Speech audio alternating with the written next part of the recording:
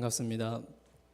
오늘 주보에 나온 본문이 제가 본문을 잘못 드렸습니다. 그래서 좀 착오가 있었다는 사실을 우리 행정실에서 꼭 얘기해달라고 제가 잘못 드린 겁니다. 제가 정신이 없다 보니까 다른 본문을 드리고 했던 것을 정정하겠습니다. 성미부 감사 예배로 드리는데 가끔 성미구제부가 뭐하는 부서인지 잘 모르시는 분들이 있습니다. 성미부라는 건 쌀을 이렇게 올리는, 쌀을 거두고 그 쌀을 어려운 사람들에게 또 교회 공동체 안에 그런 분들이 함께 나누고 이런 사랑들을 구제하는 일에 힘쓰는 그런 부서입니다.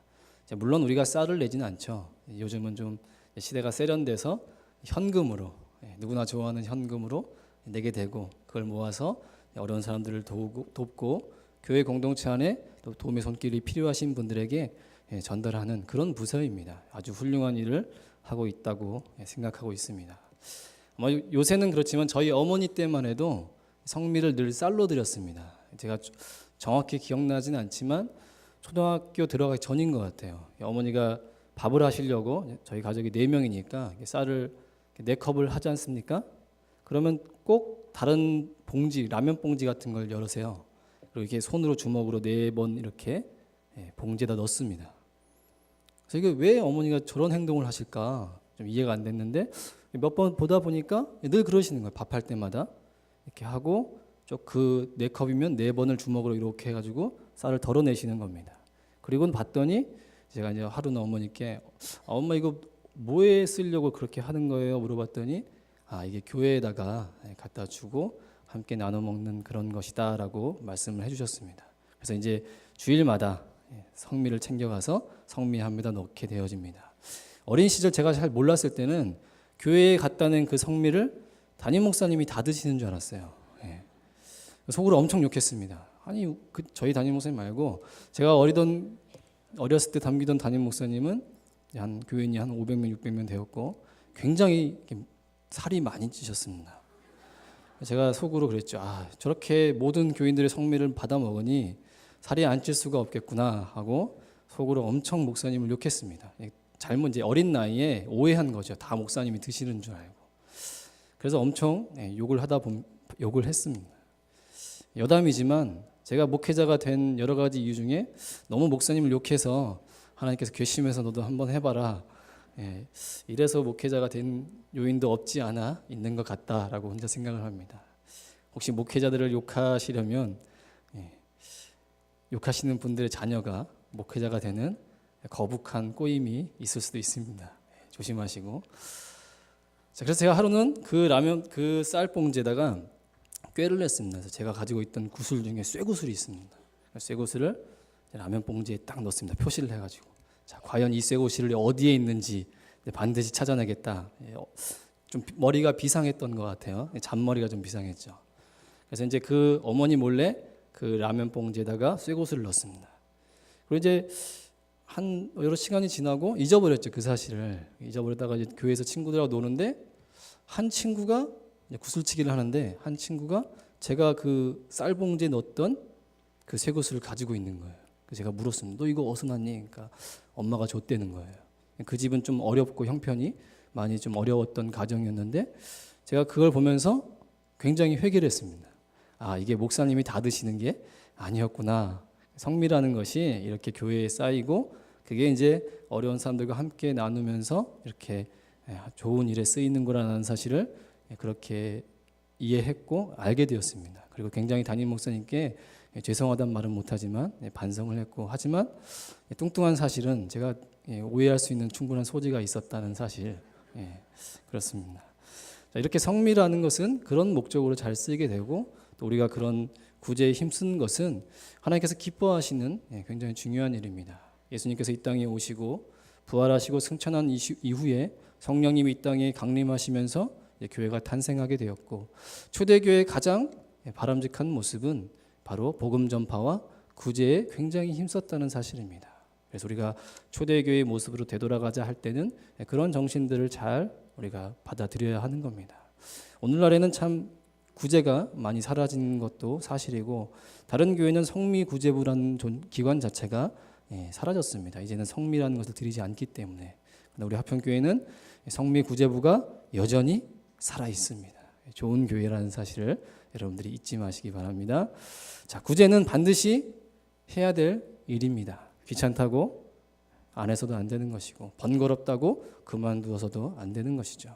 우리가 구제를 반드시 해야 되는 이유는 성경에 바로 그렇게 명시하고 있기 때문에 그렇습니다. 우리 말씀을 좀 띄워주시겠습니까? 여러분들이 찾는 수고를 제가 좀 덜어드리기를 마음으로 준비했습니다. 우리 잠언 11장 24절 25절 우리 함께 읽겠습니다. 흩어 구제하여도 더욱 부하게 되는 일이 있나니 과도히 아껴도 가난하게 될 뿐이니라. 자기 것을 나누어서 구제하는 그런 일이 오히려 나누면 없어질 것 같지만 더 부자가 될 수 있는 그런 것이 있는 것이고, 또 내 것을 너무 아껴도 가난할 수 있다라는 사실을 우리에게 얘기해 주고 있습니다. 또 잠언 또 띄우시죠. 잠언 19장 17절입니다. 함께 읽겠습니다. 가난한 자를 불쌍히 여기는 것은 여호와께 구워드리는 것이니 그의 선행을 그에게 갚아주시리라. 우리가 잘 아는 것이죠. 가난한 자를 불쌍히 여기고 그들에게 구제하는 그 일은 마치 하나님께 구워드리는 일 같고 그것을 하나님께서 우리에게 다시 되갚아 주신다라는 그런 의미입니다. 우리 야고보서 2장 15절 16절도 함께 읽겠습니다. 만일 형제나 자매가 헐벗고 일용할 양식이 없는데 너희 중에 누구든지 그에게 이르되 평안히 가라, 덥게 하라, 배부르게 하라 하며 그 몸에 쓸 것을 주지 아니하면 무슨 유익이 있으리요. 우리는 그렇습니다. 어떻게 안타깝다. 아이고 그래 고생했다. 아이고 어떡하니 이 일을 어쩌니 하면서 걱정은 하지만 실상 그에게 실질적인 도움을 주지 않고 말로 끝내버리는 경우가 종종 있습니다. 그런 것은 바람직하지 않는 것이죠. 또 보겠습니다. 요한일서 3장 17절 18절 우리 함께 보겠습니다. 자, 함께 읽겠습니다. 누가 이 세상의 재물을 가지고 형제의 궁핍함을 보고도 도와줄 마음을 닫으면 하나님의 사랑이 어찌 그 속에 거하겠느냐. 자녀들아 우리가 말과 혀로 사랑하지 말고 행함과 진실함으로 하자. 우리가 입으로 어떡해요, 아유 안타까워요, 아유 사랑합니다라고 말하면서 실제적인 어떤 도움과 어떤 구제의 손길이 없다면 그것은 그냥 입으로만 사랑하는 것이고 마음을 다하지 않는 것이다 라는 부분입니다. 자, 이보다 좀 더 명확한 것은 우리 마태복음 25장은 저희가 직접 찾아서 읽겠습니다. 자, 마태복음 25장 31절에서 우리 40절까지 한번 말씀을 읽어보도록 하겠습니다. 반은 제가 찾아드렸으니까 요거는 불평하지 마시고 함께 찾아서 읽겠습니다. 함께 읽겠습니다. 인자가 자기 영광으로 모든 천사와 함께 올 때에 자기 영광의 보좌에 앉으리니 모든 민족을 그 앞에 모으고 각각 구분하기를 목자가 양과 염소를 구분한 것 같이 하여 양은 그 오른편에 염소는 왼편에 두리라. 그때 임금이 그 오른편에 있는 자들에게 이르되 내 아버지께 복받을 자들이여 나와 창세로부터 너희를 위하여 예비된 나라를 상속받으라. 내가 줄일 때에 너희가 먹을 것을 주었고 목마를 때에 마시게 하였고 나그네 되었을 때에 영접하였고 헐벗었을 때에 옷을 입혔고 병들었을 때에 돌아보았고 옥에 갇혔을 때에 와서 보았느니라. 이에 의인들이 대답하여 이르되 주여 우리가 어느 때에 주께서 줄이신 것을 보고 음식을 대접하였으며 목마른 것을 보고 마시게 하였나이까. 어느 때에 나그네 되신 것을 보고 영접하였으며 헐벗은 것을 보고 옷을 입혔나이까. 어느 때에 병드신 것이나 옥에 갇히신 것을 보고 가서 배웠나이까 하리니 임금이 대답하여 이르되 내가 진실로 진실로 너희에게 이르노니 너희가 여기 내 형제 중에 지극히 작은 자 하나에게 한 것이 곧 내게 한 것이니라 하시고.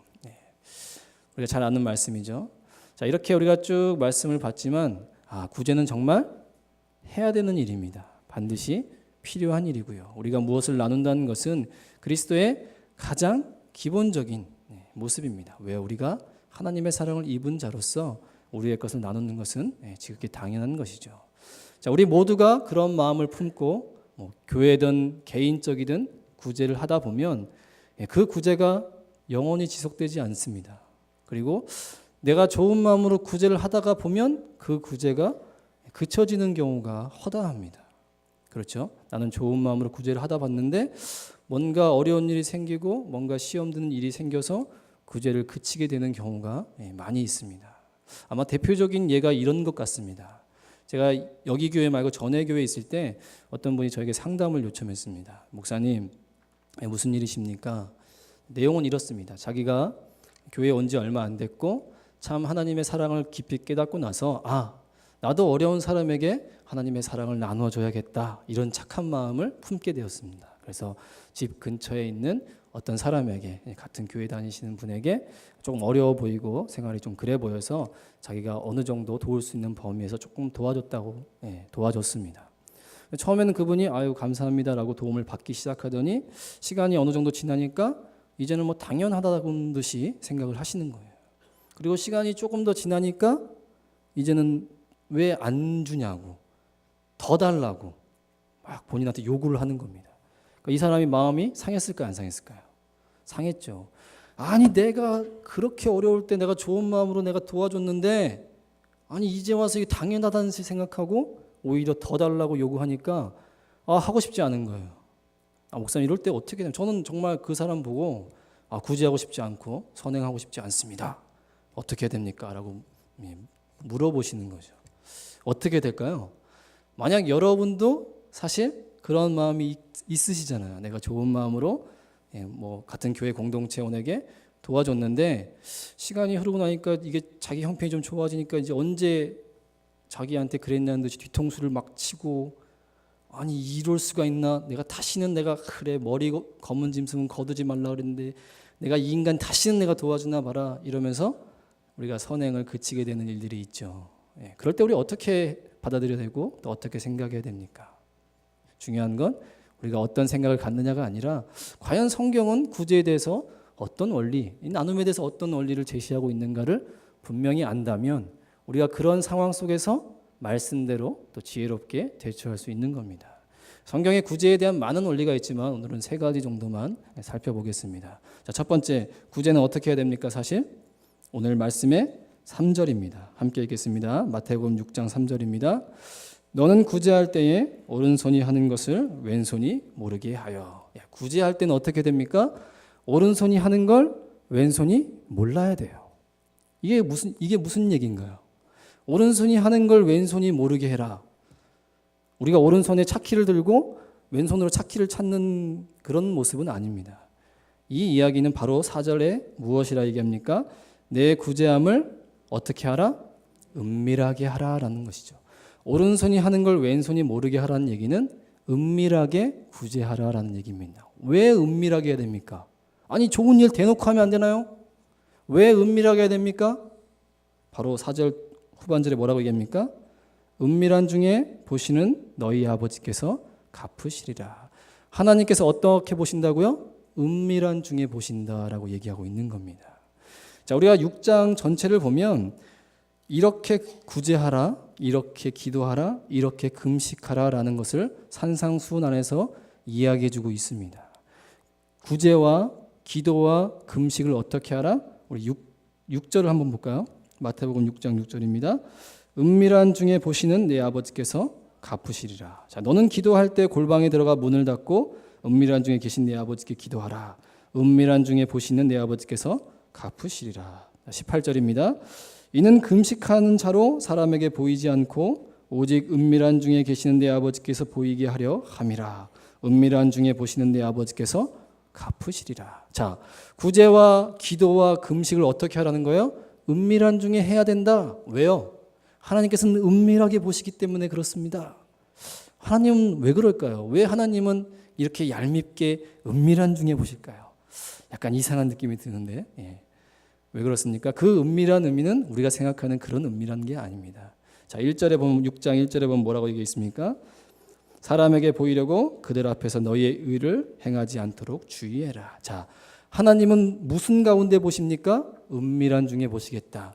그런데 우리는 지금 어떻습니까? 사람 앞에 보이려고 자기의 의를 드러내지 않도록 주의해라. 자, 구제와 기도와 금식은 자칫 사람에게 자신의 의를 드러낼 수 있는 수단이 되어지고 그렇게 변환질될 가능성이 많다라는 것을 보여줍니다. 그래서 사람에게 보이려고 하지 말고 은밀하게 해라. 이 얘기는 하나님은 그 마음의 중심을 보시는 것이지 사람에게 보여지는 그의 행동을 보는 것이 아니다라는 뜻입니다.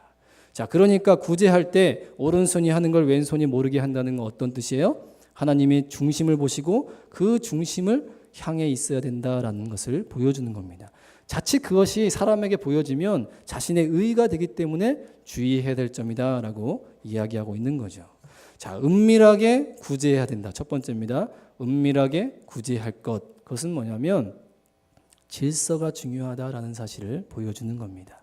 자기 자신을 드러내지 않는 것이 그것이 구제의 질서다라는 사실을 먼저 우리가 인식하고 있어야 됩니다. 제가 6년 전이죠. 화평교회 오기 전에 필리핀에 한 8개월 임시 담임 목사로 파송되어 있었습니다. 이제 한인교회에 임시 담임 목사로 있었고 그 한인교회에서 현지인 선교를 감당하고 있는 그 선교지가 있었습니다. 이제 그 교회를 감당하면서 그 지역의 원주민들 선교까지 제가 이제 한 8개월 동안 함께 감당했던 시절이 있었습니다. 그때 이제 전에 교회에서 성도 몇 분들이 저한테 연락을 취해 왔습니다. 목사님이 가시는지 몰랐고 이제 제가 알게 됐는데 뒤늦게 알게 됐는데 제가 얼마 정도를 목사님께 후원할 테니까 선교지에 써주셨으면 좋겠습니다. 이렇게 말씀하셨어요. 제가 물어봤습니다. 성도님, 이 돈 후원금이 이 선교금이 선교지에 쓰이길 바라시는 겁니까? 그랬더니 그렇대요. 그러면 교회 이름으로 헌금해 주세요라고 이야기했습니다. 그리고 몇 분 더 그런 요청들이 왔을 때마다 제가 그렇게 말씀을 드렸습니다. 그랬더니 아무도 후원을 안 해주시더라고요. 그때 깨달았습니다. 내가 괜한 말을 했구나. 자, 우리가 어떤 선교나 어떤 사람들에게 도움을 줄 때는 먼저 은밀하게 해야 됩니다. 그 은밀한 방법은 질서대로 교회의 이름을 통해 교회를 통해 구제하고 선교하는 것이 가장 바람직한 것입니다. 그래야 그분도 교회 공동체 안에서 교회의 소중함을 아는 것이고 또 그렇게 하시는 분도 어때요? 자신을 은밀하게 할 수 있는 거예요. 자기 자신을 하나님만 알게끔 은밀하게 할 수 있는 거예요. 그렇지 않으면 적어도 그 사람에게 자신을 드러내는 의로 바뀔 수 있는 여지가 많습니다. 그것이 바로 구제와 기도와 금식이 그렇다는 거예요. 그래서 항상 기도하고 또 금식하고 구제할 때는 반드시 질서가 필요한 거예요. 그 질서는 자신을 드러내지 않는 것, 교회를 통해서 후원하고 교회를 통해서 구제하는 것이 중요한 것이다. 그렇게 할 때에 우리의 구제가 성경적으로 또 말씀대로 질서대로 아름답게 사용되어지는 겁니다. 자, 두 번째, 구제할 때 우리가 중요한 원칙인 두 번째는 낙심하지 말라는 겁니다. 우리 말씀 찾아볼게요. 데살로니가 후서 3장 13절 보겠습니다.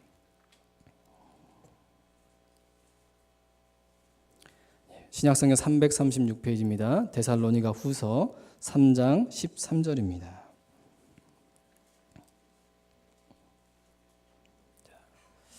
함께 읽겠습니다. 형제들아 너희는 선을 행하다가 낙심하지 말라. 자, 갈라디아서 6장 9절도 함께 보겠습니다. 갈라디아서 6장 9절입니다. 신약성경 309페이지입니다. 자, 함께 읽겠습니다. 우리가 선을 행하되 낙심하지 말지니 포기하지 아니하면 때가 이름에 거두리라. 자, 구제의 두 번째 원칙은 뭡니까? 낙심하지 말라는 겁니다. 여러분들 왜 구제하다가 낙심합니까? 여러분들 왜 선을 행하다가 낙심합니까? 왜 좋은 마음으로 그 사람을 도와주려다가 도리어 낙심하고 내 다시는 이런 거 하나 봐라 이런 말이 우리 입에서 나오게 됩니까? 여러 가지 이유가 있지만 가장 큰 이유는 하나입니다. 내가 그 사람에게 기대하기 때문에 그렇습니다. 내가 이렇게 도와주면 적어도 그 사람이 나에게 이 정도 고마워는 하겠지. 근데 내가 도와줬어요. 내가 구제했어요. 그런데 그 사람이 고맙다는 얘기를 안 해요. 그럼 어떻게 해요? 속에서 이제 화가 나는 거죠. 아니 사람이라면 어쩜 그럴 수 있어? 내가 그렇게 어려울 때 내가 도와줬는데 어떻게 사람이 안면을 싹 고맙단 말 한마디 안 해? 그 인간은 안 되는 인간이에요. 그러면서 어떻게 합니까? 낙심하게 되고 내가 다시는 좋은 일 하나 봐라. 내가 그 인간 다시는 내가 도와주나 봐라. 이런 마음이 우리 가운데 들게 되어집니다. 구제할 때 낙심하지 말라는 건 뭐예요? 그 사람 보고 하지 말라는 걸 의미합니다. 우리가 어떤 대상에게 구제할 때는 누구 보고 하는 거예요? 하나님 바라보고 하는 거죠. 그가 나에게 어떠한 반응을 보이든 내가 기대한 바대로 그가 행동을 하지 않던 간에 나는 하나님 바라보고 구제하는 겁니다. 왜? 하나님의 명령이고 하나님께서 원하시는 일이고 하나님께서 기뻐하시는 일이고 하나님께서 그것을 통해 나에게 갚으시겠다는 일이기 때문에 내가 그 일을 행하는 것이지, 내가 그 사람에게 어떤 기대감을 가지고 도와주고 그 사람 나한테 고맙다고 얘기하지 않을 때 내가 실족하게 된다면 나는 뭐 한 거예요? 하나님 바라보고 구제한 것이 아니라 사람 보고 구제한 거예요. 그런 구제는 죄송하지만 99% 낙심하고 실망하게 됩니다. 사람 보고 구제하면 결국 그 구제는 영원하지 못해요. 어느 순간 구제를 멈추게 되는 일이 일어납니다. 자, 절대 뭐 하면 안 됩니까? 낙심하지 말면 안 됩니다. 왜 낙심해요? 사람에게 기대를 거니까. 내 기준에서 내가 이 정도 해줬는데 저 사람이 나한테 이 정도 안 해줘? 내가 그렇게 힘들 때 도와줬는데 내가 힘든데 지금 안 도와줘? 이런 마음들은 우리가 그 사람에게, 그 사람을 보고 자신의 의를 드러내기 때문에 그런 거예요. 그러나 하나님 바라보고, 하나님 내가 주님 바라보면서 그의 어려운 사람을 내가 돕는 겁니다. 주님이 선을 행하라 명하셨기에 내가 나보다 못한 그를 내가 기도로서 또 물질로서 나누는 것입니다 라고 고백할 수 있어야 그 섬김과 나눔과 구제가 빛나는 겁니다. 두 번째 원칙 뭐 하라는 거예요? 낙심하지 말라, 잊지 마시기 바랍니다. 마지막 세 번째 원리입니다. 우리가 구제할 때 항상 그 구제의 대상을 잘 염두에 두어야 됩니다. 자, 말씀 문제 보겠습니다. 잠언 3장 27절입니다. 잠언 3장 27절 함께 보겠습니다.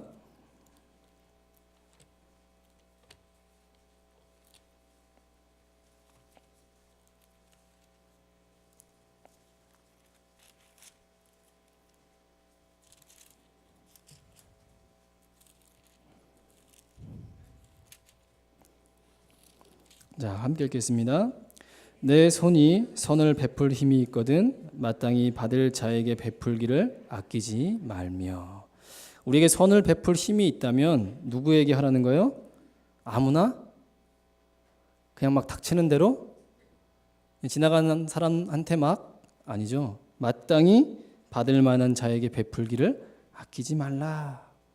우리가 선을 행할 때는 그 내가 받는 사람의 위치를 잘 봐야 됩니다. 그가 마땅히 받을 만한 사람인가를 잘 고려해야 되는 겁니다.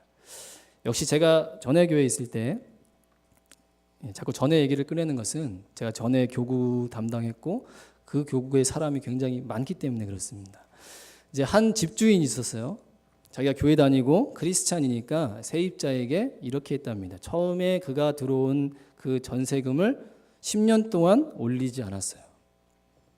자기는 나는 교회 다니고 저 사람이 어려워 보이고 좋은 마음으로 세입자에게 10년 동안 전세금을 올리지 않았습니다. 그리고 이제 10년이 지나고 그분이 이사를 나갈 때 자신에게 한마디 하고 나갔습니다. 나는 당신 때문에 망했습니다. 이 전세금으로 갈 때는 아무것도 없습니다. 화를 내고 가더래요. 자기는 교회 다니고 그리스도인이란 이유로 그래 어려우니까 내가 내 세입자에게는 전세금을 올리지 말자 이런 마음으로 10년 동안 전세금을 올리지 않았는데 그가 마지막 남긴 말은 나는 당신 때문에 망했다는 거예요. 자, 하나의 우스갯소리일지 모르겠지만 우리가 어떤 사람에게 선을 베풀고 구제를 하고 나눌 때는 그 사람 입장을 봐야 됩니다. 그가 마땅히 받을 만한 자격이 있는 것인가. 이것이 고려되지 않으면 어떤 일이 일어나면 우리는 나름대로 좋은 일을 한다고 선을 베풀었습니다. 그런데 그 내가 베푼 선을 그 사람이 악용하게 되어지고 오히려 그것 때문에 그 사람의 삶이 더 망가진다면 그것은 선을 베푼 것인가요? 아니면 그 사람을 망가뜨린 걸까요? 무작정 좋은 일을 한다고 달려드는 것은 성경이 얘기하는 바람직한 원칙이 아닙니다. 때로는 나의 도움이 나는 좋은 일 한다고 도왔지만 그를 망가뜨리게 했다면 나의 도움은 바람직하지 않는 것이죠.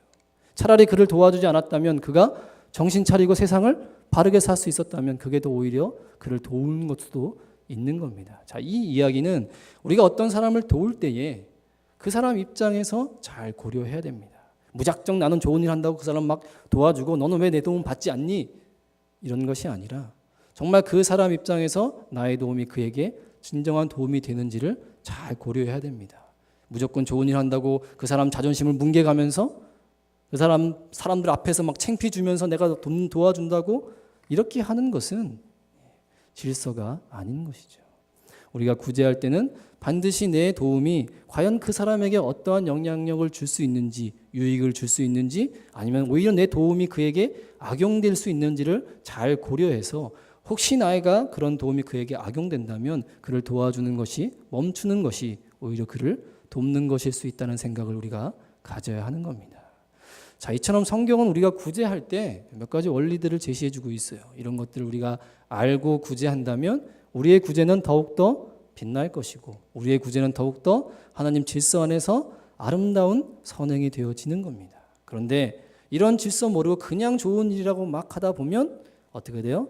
낙심하게 되고 내가 괜한 짓을 했나 보다. 다시는 그러지 말아야지.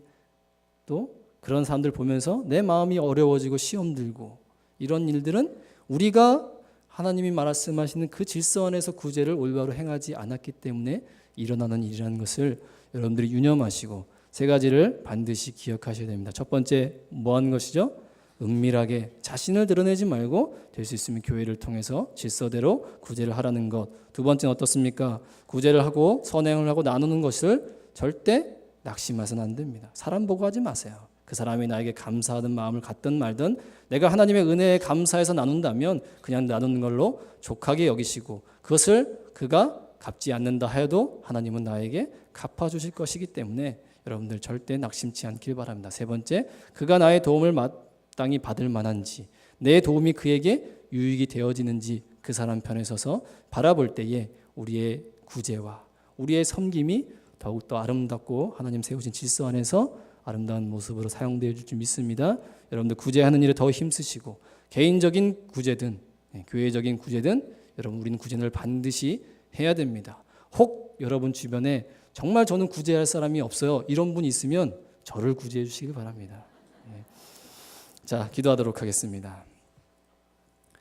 사랑의 하나님, 우리가 주께 받은 은혜가 너무나 크고 감사해서 마땅히 나보다 어려운 자에게 또 우리 공동체 안에서 내 도움이 필요한 자에게 우리의 것을 나누는 것은 참으로 귀하고 소중하며 아름다운 일인데 때론 우리가 질서 없이 규모 없이 나의 생각대로 내 마음대로 하나님 구제하다 보니 또 나누다 보니 낙심되어지고 좌절될 때가 많았습니다. 오늘 말씀을 통해 하나님 주신 원리를 분명히 깨닫고 우리 주변에 구제할 대상자들을 찾고 또 힘써 구제하는 일에 더욱더 우리 모두가 최선을 다하는 그래서 하나님의 크신 복을 많이 받고 또 하나님께 칭찬받는 우리 화평의 모든 권속들 될 수 있도록 주님 은혜 베풀어 주시옵소서. 모든 것 주님께 맡겨드립니다. 예수님의 이름으로 기도드립니다. 아멘. 네, 감사합니다.